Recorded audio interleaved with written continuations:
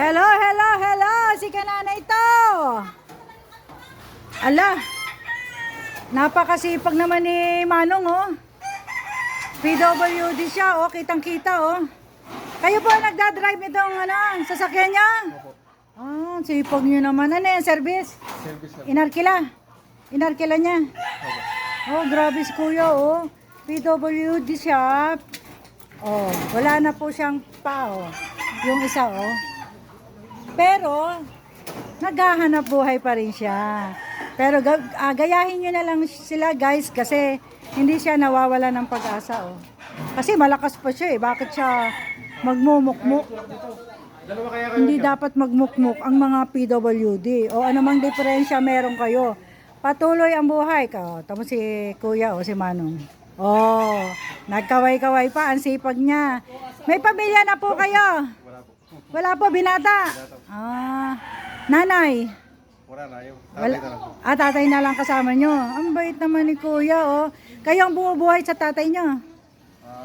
Ako na lang po yung kuwan kasi yung tatay ko sa Nueva Ecija po. Ah, Nueva Ecija na. Ilan taon na kayo?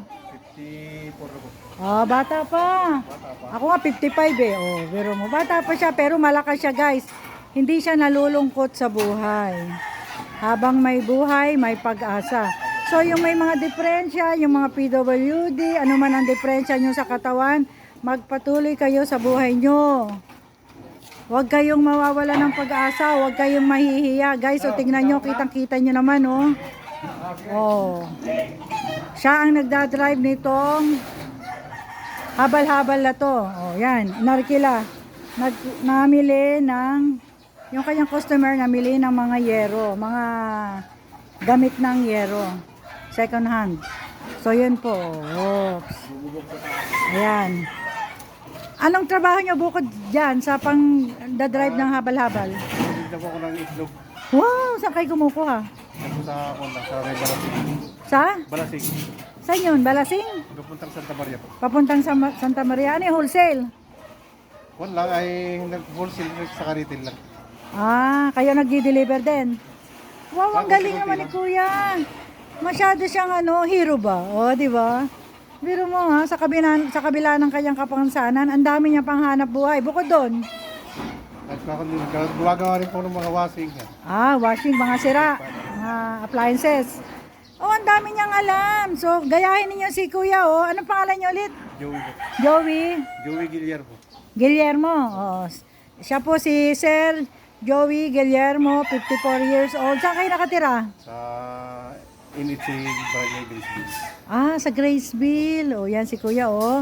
Yan na, tularan ninyo. Napakabait, napakasipag. So, dahil dyan, kayong nadaanan ko, meron kayong regalong grocery packs ni Kananay. O, ito po. Oh. Maraming salamat. Walang anuman po. Sige po. Mabuhay kayo, sir. La la li la li la li la la la la. La la li la li la li la la la la.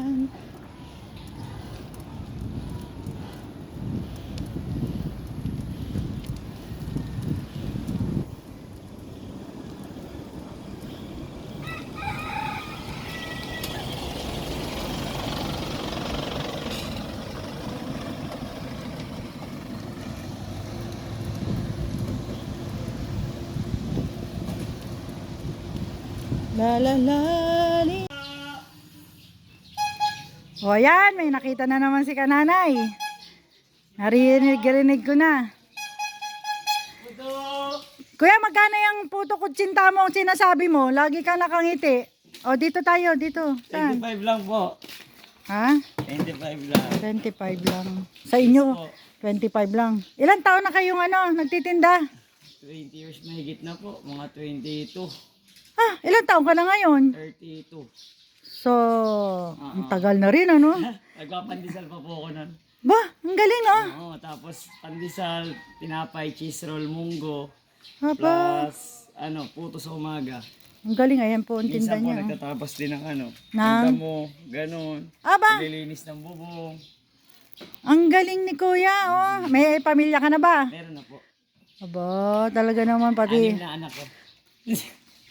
Hindi, wala kayong family planning yan, ha? Hindi, okay na po yun. Okay na. Oo. Ilan taon na yung misis mo? 34. 34. Mm-hmm. May trabaho naman yan.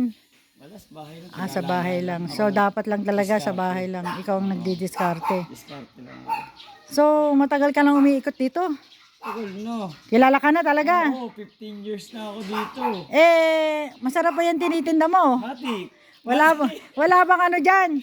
Tikim. Yung sinasabi mo, isang... Ano ba gusto mo, kalaman? Hindi, yung ano, yung... Binopak? Hindi, isa yung bilog. Bilog, wala na ako. Ayun o, kutsinta. Pwede. Hindi, meron dyan nakahiwalay. Wala na. Wala na rin. Yan na lang talaga yung Tikman ko yung kutsinta, isa lang. Hindi talaga masarap yan. Ewan ko Dito na lang. ko, sa may loob. Yan. Ay, Sige, sorry. okay lang yan. Guys, pinatikim pa kay kananay.